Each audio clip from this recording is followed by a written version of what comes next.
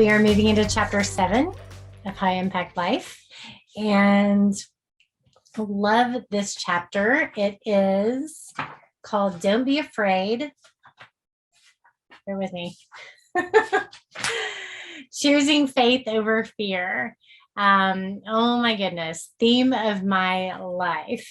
So let's dive into the questions for developing your game plan. Number one, how do fears of failure, inadequacy, or injury affect your daily life? How could choosing to take action help you move forward in courage?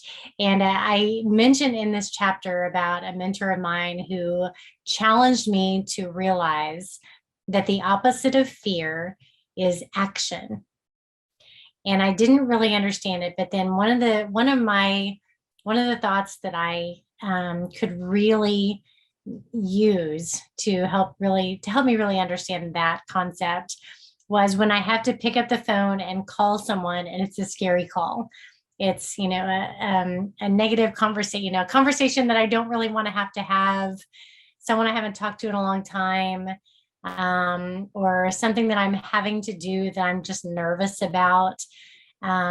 There's something about making a move, like picking up the phone, dialing the number, hitting call, or stepping into a situation that terrifies you, but you step into it anyway. You take action.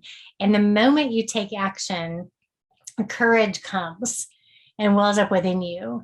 And it's not like it makes the situation any easier, but it does push the fear back. So if you're facing a situation in your daily life where you're really afraid of something, or something gives you anxiety or fear, how can you take that one step towards that fear, to where the fear itself doesn't have power anymore? You take the power away from fear. So think about that. Take action in your own life, in the small things and the big things. Take that first step. And I promise you, you will take back the power that fear tries to have over your life. Number two, how do you think Moses was able to change into the dynamic leader who later led his people out of Egypt? Don't you love looking at the story of Moses in that light of realizing he was really struggling, like all of us do, with inadequacy, feelings of inadequacy. I'm not enough. They're going to question me. I can't do it. I'm not a good public speaker, whatever. He was majorly questioning himself, and even looking back on, maybe the things from his past that might come back to haunt him. And yet he became an unbelievable leader. How can his story encourage you as you face your own fears about living with purpose? So here's the thing. We don't all have exactly the same calling that Moses did. But just like Moses, we are children of God who have a distinct purpose for being on this earth.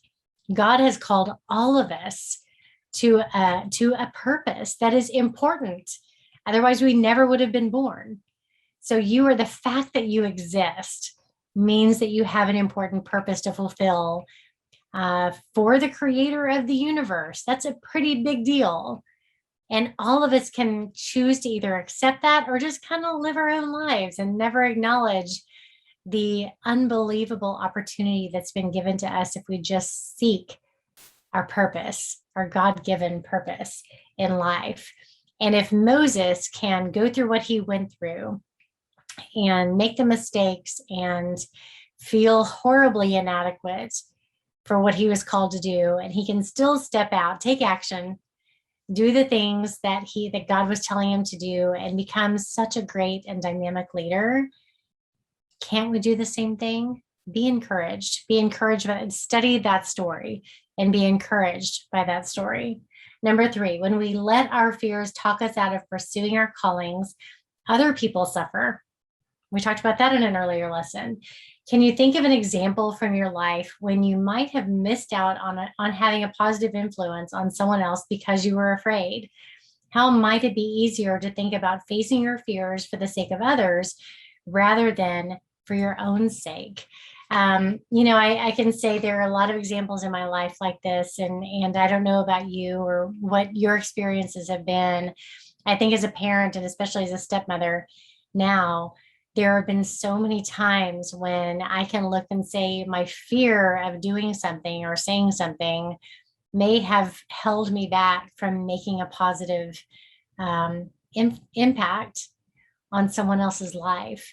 The decisions we make based on our own fears, our own selfishness, honestly, our own anxieties, can actually negatively impact other people.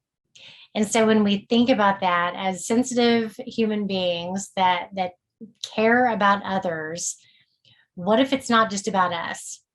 What if the things that God is calling us to step out and do outside of our comfort zone, if those aren't just for us and they're really meant for the benefit of others, then who are we harming? Not just ourselves, we're harming other people.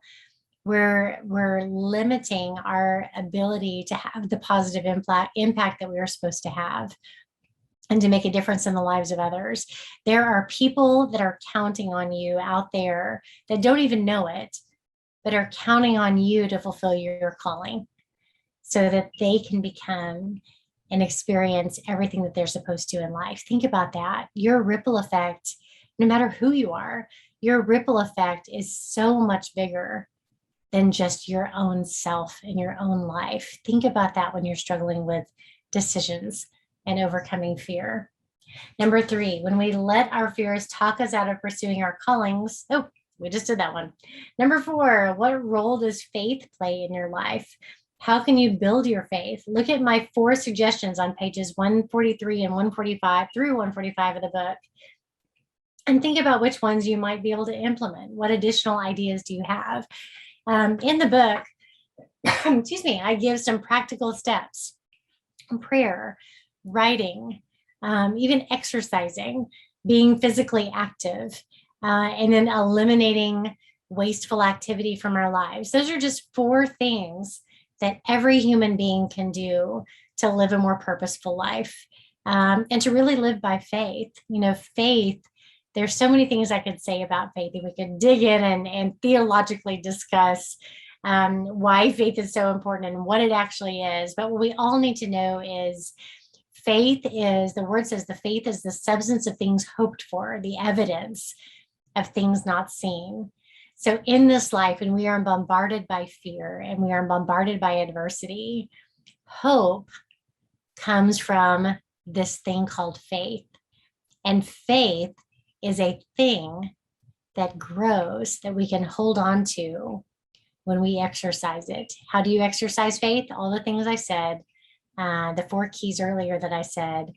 But faith is truly believing and taking action in the face of fear, against the doubt, against the naysayers, against the anxieties and the things that try to hold us back. It truly is believing and stepping out.